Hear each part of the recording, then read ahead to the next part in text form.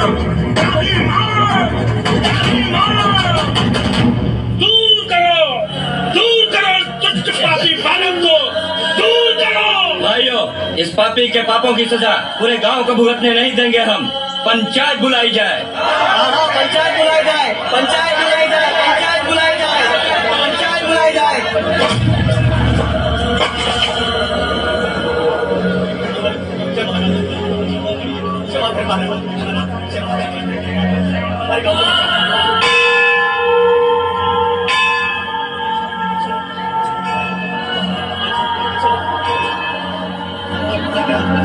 हाँ भैया, सुना है इसका फैसला महाराजे करी। सुना तो है भैया, अब देखो क्या करत है।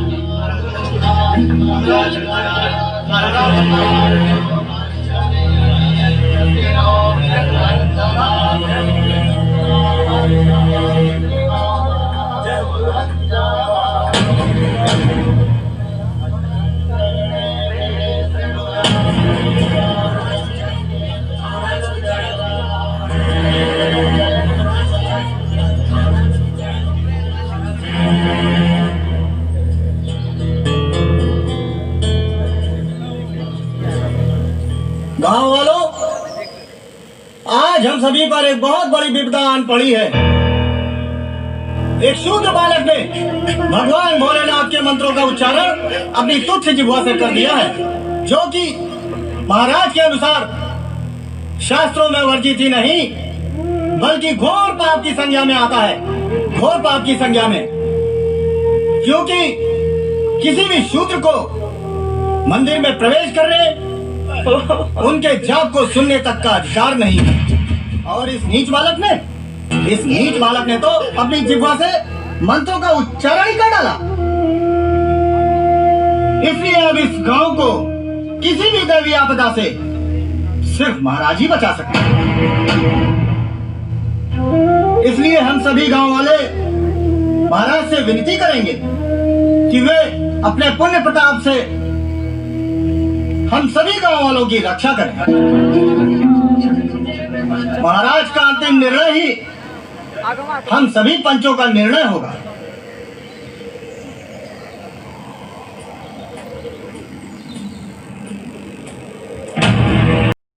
देश महाराज,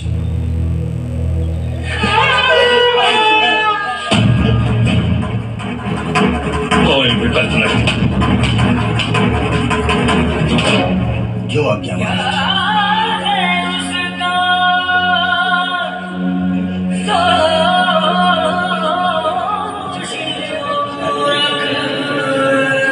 महाराज ने इस विपदा से निपटने के लिए जप और ध्यान शुरू कर दिया है।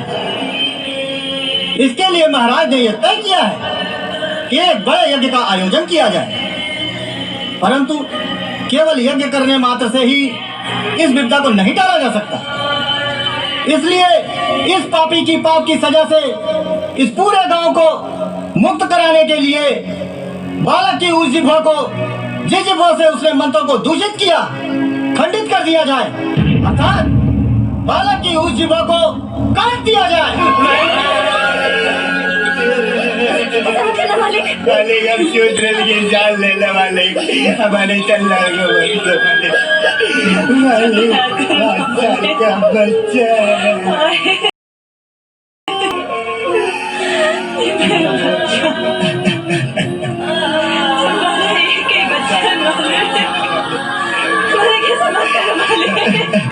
हमारा गला काटने वाले हमारे अभी चले जाएगा वाले कभी न लौट के आए।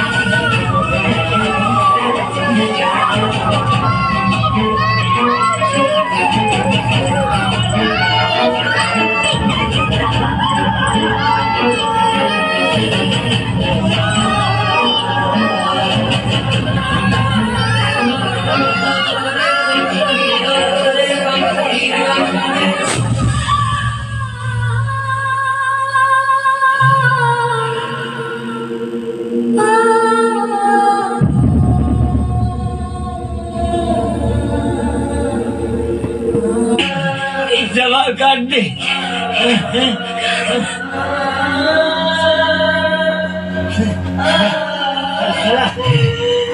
एक बालक के रक्त से लिख दो वेदों और पुराणों में किसका किसका नाम लिखा है धनुष के बाणों में।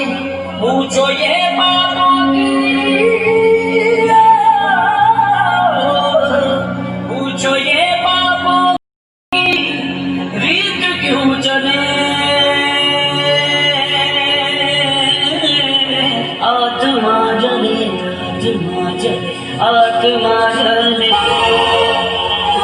ये कहानी किसी एक गांव की नहीं, ये कहानी थी एक पूरे समाज की, उस समाज पर किए गए जुल्म की दास्तां की, जो सिर्फ एक देश में नहीं बल्कि पूरी दुनिया में फैली हुई थी। इस अत्याचार के खिलाफ कई महापुरुषों का जन्म हुआ, जिनमें महान T Booker Washington, Abraham Lincoln, Martin Luther king, Nelson Mandela और हिंदुस्तान में एक युग पुरुष बाबा भीमराव अंबेडकर ने जन्म लिया, जिन्होंने आजादी की लड़ाई में क्रांतिकारियों के साथ कंधे से कंधा मिलाकर वीरों का साथ दिया। वर्षों तक चले इस महासंग्राम में अंततः विजय मिली, देश आजाद हो गया। इस आजाद देश का संविधान भीमराव अंबेडकर ने लिखा और इस दबे कुचले समाज को उन कड़े नियमों की बेड़ी से आजाद कराया और ऐसे नियम बनाए जो उन्हें मुख्य धारा में ला सके। वर्षों से पूरी दुनिया में फैली हिंसा की मूल जड़ जाति व्यवस्था ही है। अपनी जाति सभ्यता को श्रेष्ठ साबित करने के लिए हिंसा और आतंकवाद का सहारा लेकर दूसरी जाति को नीचा दिखाने का षड्यंत्र मात्र है।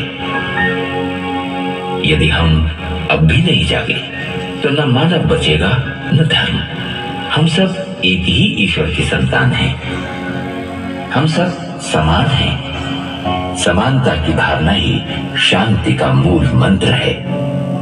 कुछ भी बदलना है तो स्वयं को बदलो। हृदय परिवर्तन ही सामाजिक परिवर्तन ला सकता है।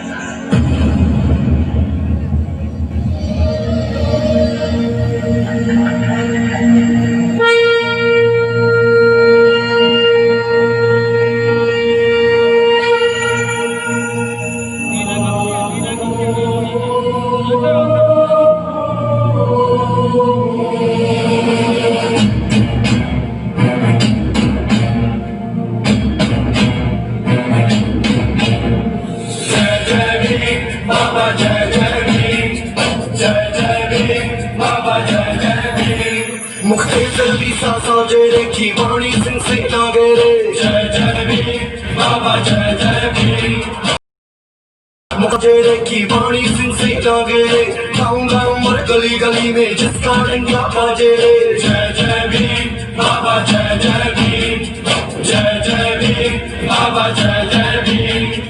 दलितों के उत्थान को लेकर रहा जो सबसे आगे, लड़ा के लिए दुनिया से वो सुख दुख अपना जागे। आंखों में समता की ज्वाला, आंखों में समता की ज्वाला, होठों पे ताली। जय जय भीम बाबा, जय जय भीम, जय जय भीम बाबा, जय जय भीम।